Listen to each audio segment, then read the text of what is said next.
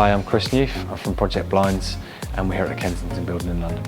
We were approached by a client that we've done business with in the past, and they wanted some specialised blinds to give them some screening in the office, but also to have some sensors where they could have an element of sun control at different times of the day on timers, and just have a smart system that they could future-proof later on down the line.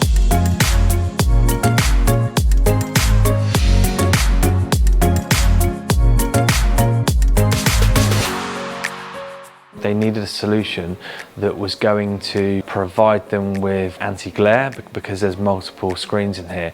But I think that because we're located in an area of London where you've got lots to see on the outside, you also didn't want to make the offices feel like that they're enclosed.